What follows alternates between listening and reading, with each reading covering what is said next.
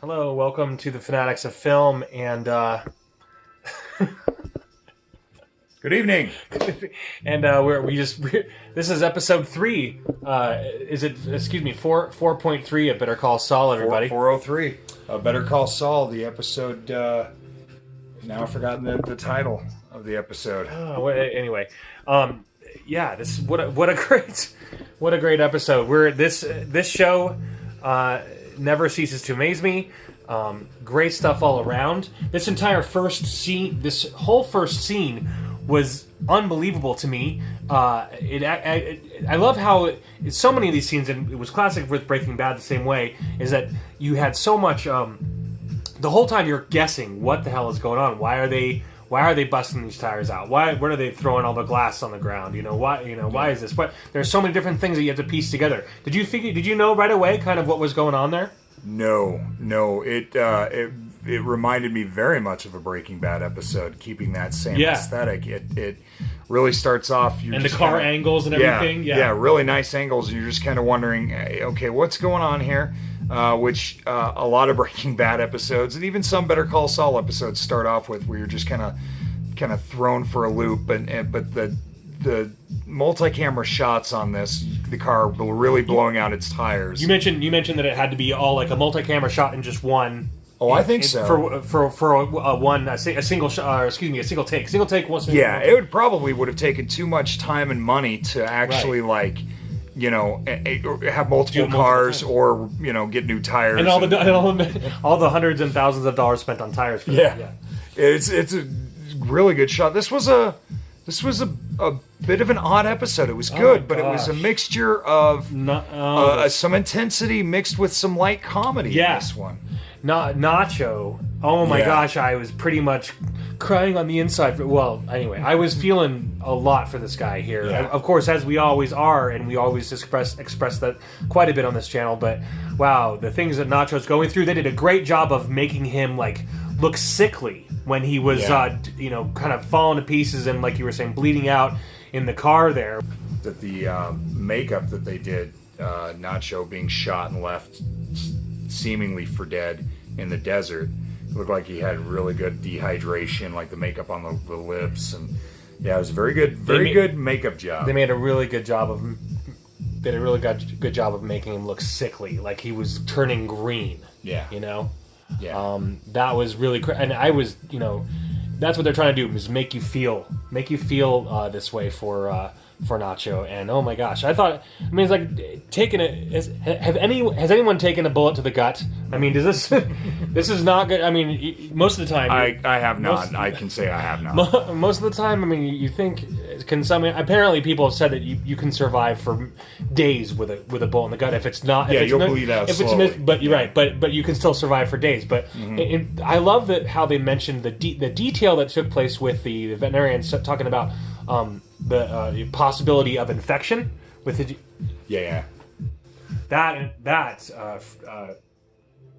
That right there made me impressed me fully. So I'm trying to think of what else there was there. Nacho's story was the most that's the most prevalent in my head, of course. But the other thing that jumps out is towards the end, but we'll get to that in a bit.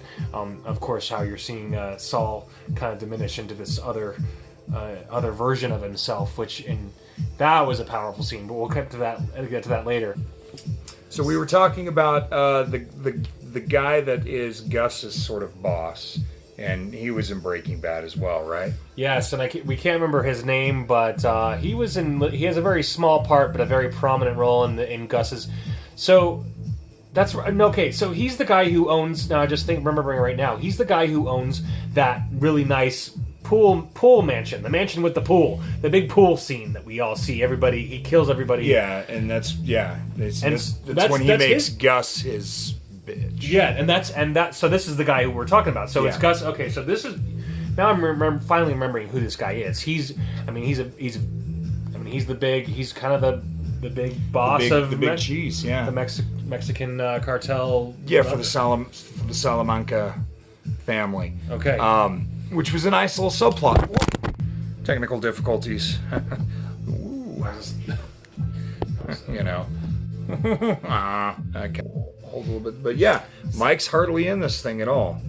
Yeah, and he's always that's right. He's like literally about a minute and a half. I think he has like a really really short scene. That's the scene where Saul, or excuse me, Jimmy, is trying to get him to do this heist with him, and that was a whole crazy thing. Like having to deal with, the pizza getting ordered and the car having to move the car, and all that. That was. That was actually hilarious, and what's the word? Just absolutely frustrating. Yeah, no, it was kind of a tense scene, but in a silly way. Like, that's what I mean, is this episode kind of... It felt like Nacho's story we're just seeing the repercussions of what happened to him in the last episode, but it seemed like this episode's focus more was on Jimmy just doing this one theft, and just kind of the silliness of it for what's really a small amount of money. I mean, just $4,000 each. I mean, that's not all it was. Yeah, it wasn't like a ton of money. That's actually really funny. There's part of me was thinking that we were going to end up in this, have him be sitting underneath the desk for the entire episode. I was thinking they were going to end up doing that. Yeah, or something. Yeah, I mean, I thought he was going to end up grabbing the wrong.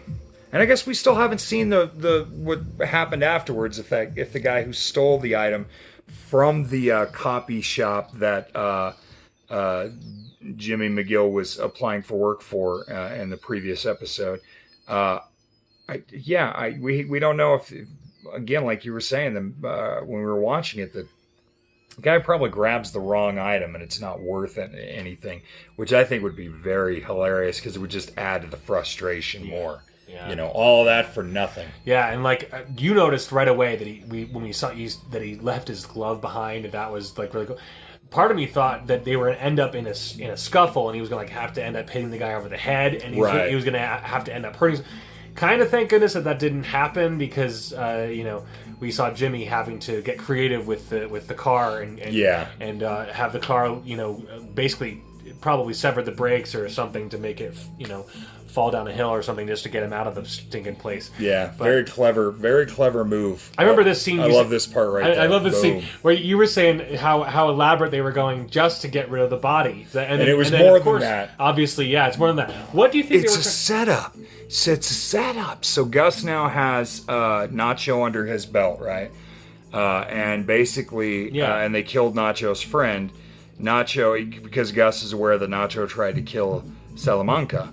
So basically, this is Gus, because when we're introduced to Gus in Breaking Bad, he's the guy.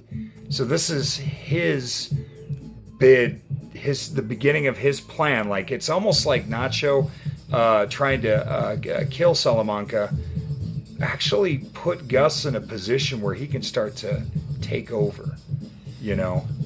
Because did you notice that smile on his face that he got when he was talking to his boss man, and he was recommending they go through a different source, and Gus is like, we don't go through outside sources for our illegal drugs, what have you.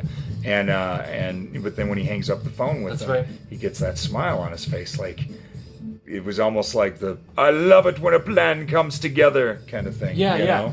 So speaking of plans, this whole plan with the cars, what exactly are they accomplishing from this specifically? From the twins, the two twins finding this car all shot up. Like, what is this accomplishing? Do you know exactly? Well, from what I gathered, it was made to look like, and Nacho was involved, to look like somebody hit them.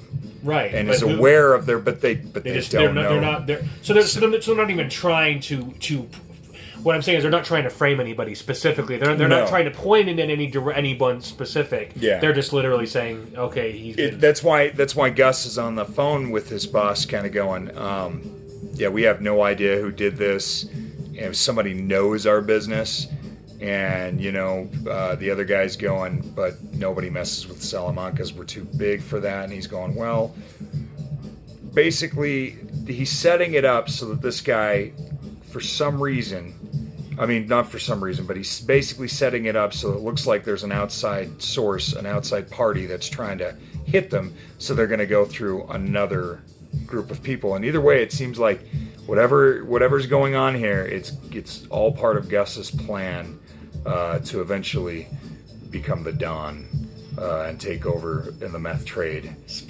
And that's why I won't go to Albuquerque. I'm sorry, I love these shows, but boy, Albuquerque, they are giving you a bad name. But not really. I don't think anybody really thinks. But yeah. But speaking of the meth trade and everything, and Gale's entrance in this was great. Was actually great. Seeing him recite that names of elements song and everything, singing right along, that was so great. Right along with his character, such a charming moment. He's such a great. He's a great. Actually, I was surprised. I thought it was going to be like the Tiny Toons version. You know how they did that with the elements as well as with the country of the world, and so I thought that would have been kind of funny, because I'm thinking, I mean, he's a nerd, but really you're gonna sit there and listen to the song about the elements? It would have just been funnier to me if it was Tiny Toons, because that actor's about, I think, we're probably around the same age, so he would have been watching Tiny Toons. It would have made sense. It would have made complete sense there.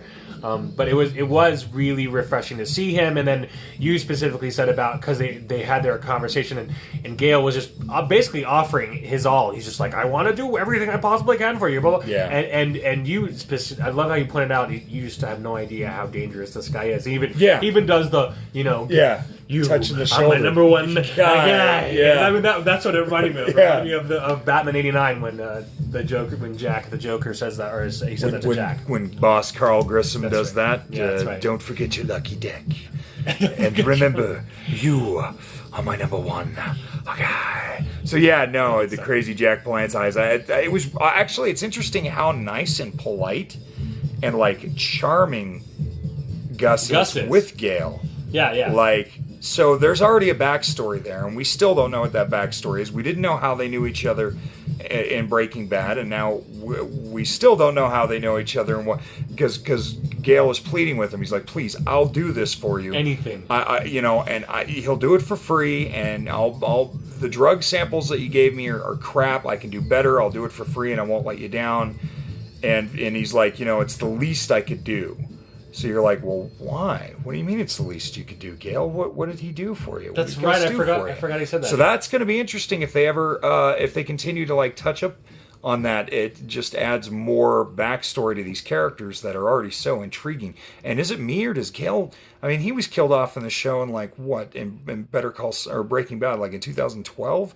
It's like 6 years ago, and he doesn't look like he's aged a day. Makeup. Yeah. It is kind of funny, and you do notice that with some of the people. It's great to see all these people alive now. It's really good. Yeah. All these people are just absolutely totally dead, and it's funny to see them alive now. I do see. I mean, this is my prediction. I do see Victor eventually killing Nacho, or doing something to Nacho to kind of or something. I could see something like that happening.